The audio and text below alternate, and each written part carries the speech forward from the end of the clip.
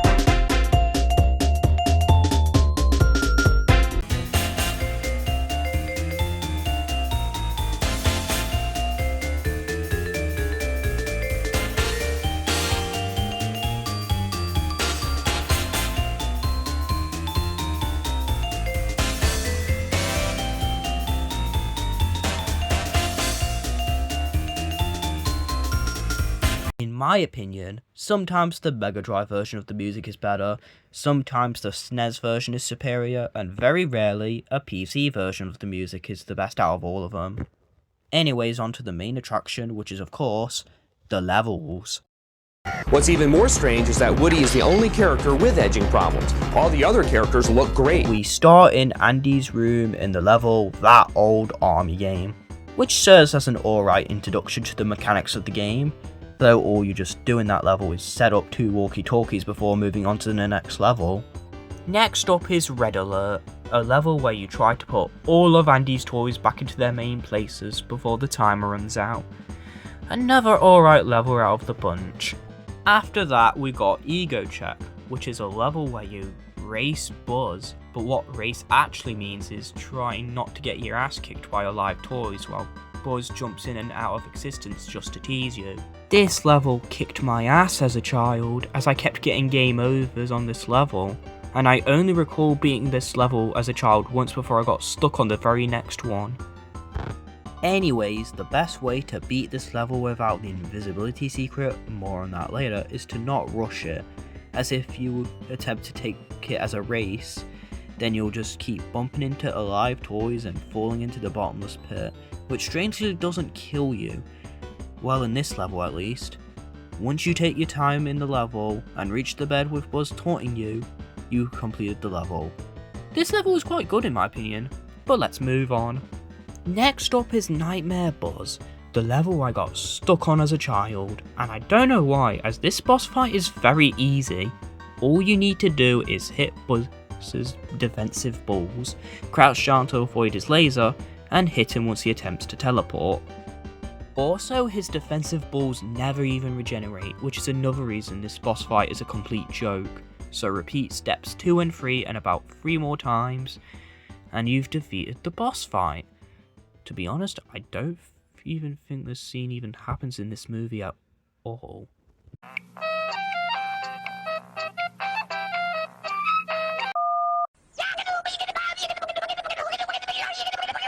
Okay, what is it?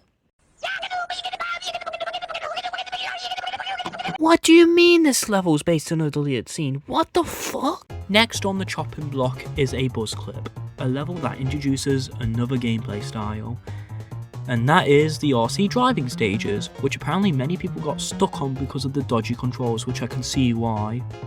The two RC levels do not control well at all, but I find it funny that on my playthrough that I've managed to beat both of them on my first try, because the best way to beat those two RC levels is to take your time. As if you were to just rush these two levels, then you'll experience a wall bumping frenzy that will drain the RC's batteries until they're no more, and one of your precious lives is no more, and you'll have to restart the stage from the very beginning.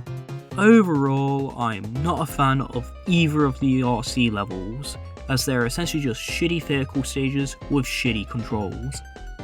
After that is Revenge of the Toys, which is a platforming stage where you try and get Rex from point A to point B, while you avoid getting ganged up by Andy's toys, who want you dead after you knocked Buzz out of their window. There's nothing else to talk about in this solid level, so on to the next. Run Rex Run introduces the next gameplay style, which is the chase levels, which once again, there are 2 of them. This first one has you riding on Rex after you've helped him in the previous stage of this game. In the chase levels, you automatically move while jumping around to dodge obstacles that end up in your way. These levels are alright, but their main issue is that they're way too fast in the home console versions of this game, causing you to bump into a bunch of obstacles if you're not careful at all, which will be a major issue with non-invincibility players. Speaking of invincibility, in this game, there is basically 2 difficulty options to choose from, starting with the normal mode where you can only go up to 5 hits, lose them all and you'll lose a life. Then there's invisibility mode, which allows you to never die if you're getting hit too many times. You can still die from ways that don't involve enemies, most of them, but you'll never lose a life. Since the SNES and Mega Drive versions both have their unique ways of accessing invisibility mode, I'll just flash them on the screen so I don't drone on forever.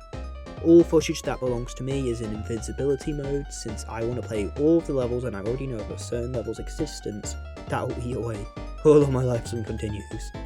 Anyways, the next level is Buzz Battle, which is the last time Buzz is seen as an opponent in this game. It's a boss fight where you're trying to get a tire onto Buzz whenever he's moving. Do this 4 times and you'll beat the level.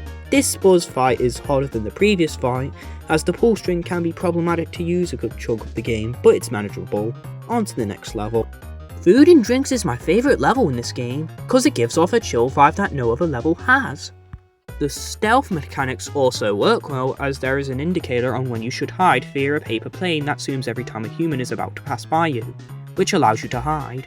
I don't have anything else to say except this is a very peak level. Too bad the game starts to fucking suck after this stage. Inside the Claw Machine is a mid-stage with a catchy song. On Mega Drive. This stage starts off with a god-awful platforming section that took me like multiple tries before I could finish pulling it off and finish the stage. The platforming section at the beginning of this level is when the game's cracks truly start to reveal themselves, and they only start to get worse as the game progresses. But before we see the game at its worst, we gotta look at the next level.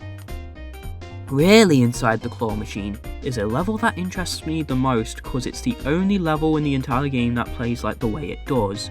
The level plays like a stage of Doom.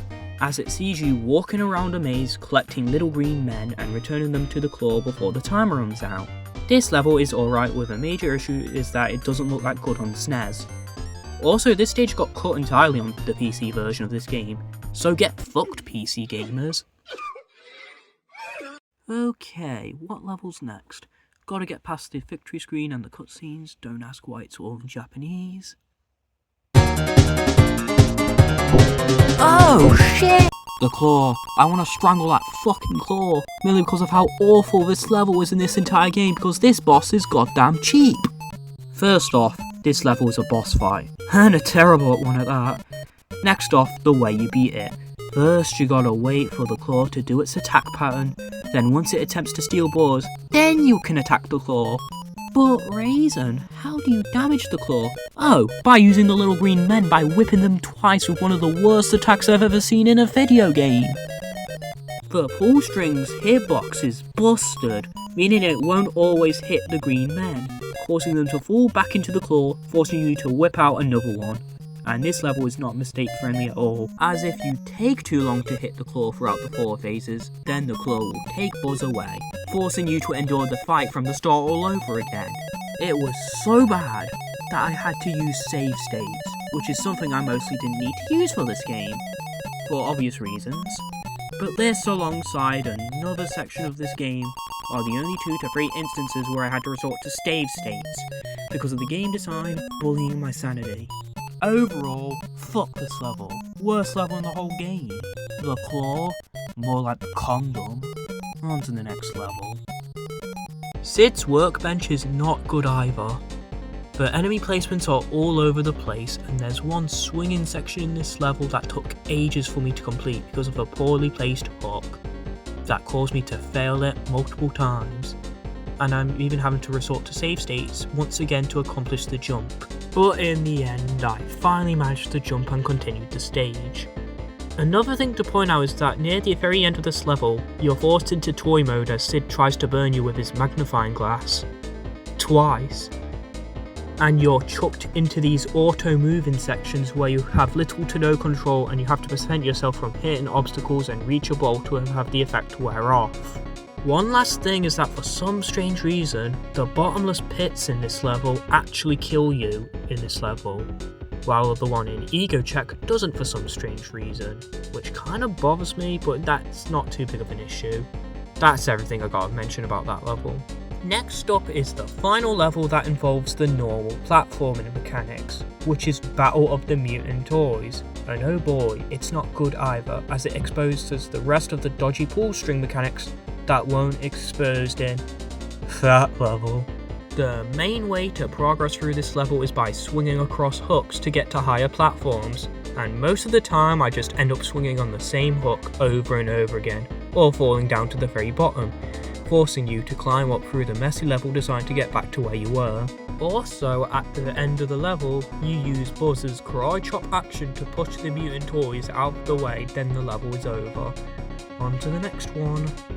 Skater Bob just proves how weirdly paced this game is, though I can't complain too much as this is a very old game.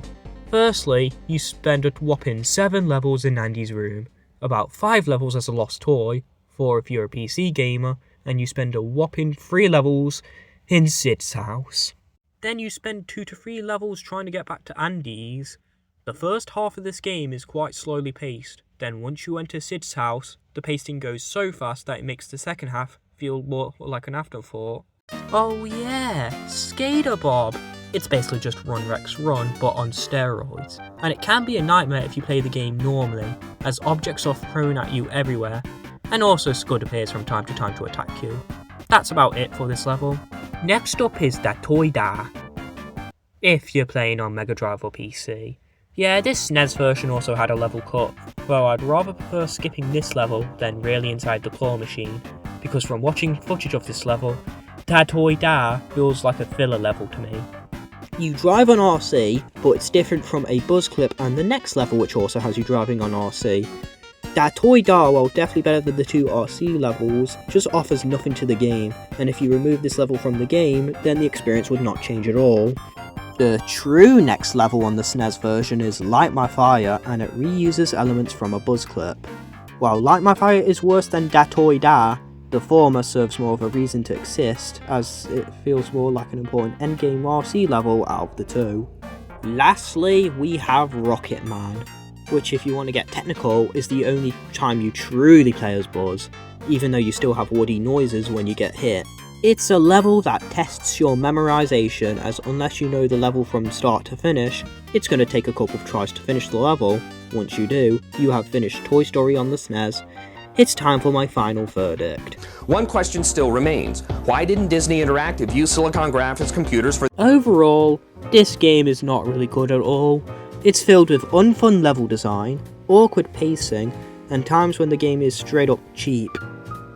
But wait peeps, I'm still not finished with this game, as I barely talked about the Game Boy port. Let's see how much of a masterpiece that port is.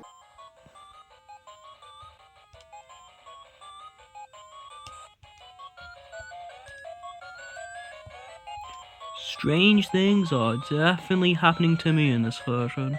Okay, I'm making sure to never touch that version again, but what version I like the most? The PC version is also not that good at all, but it's not the devs' fault, because from what I've heard about the development of the PC version, they had to make the port from scratch in a quick time period, which resulted in the port turning out the way it did. This just leaves the SNES and Mega Drive versions. While the Mega Drive version is the definitive version as it has the most content, I personally prefer the SNES version as it's nicer to look at, besides like one level in the whole game, the aspect ratio being more fitting, and I don't have to play ThatOneRaisin, which makes the overall experience more well paced by a little bit. As for the score overall, it's a 3.8 out of 10 as I still see a few good bits about this game. The Game Boy version, on the other hand, gets a separate rating since it feels like a completely different beast. 1.5 out of 10, that port was actual dog shit. Wall of Shame levels of dog shit. That's everything I've got to say, sir. This is ThatOneRaisin, and I'll see you in the next review.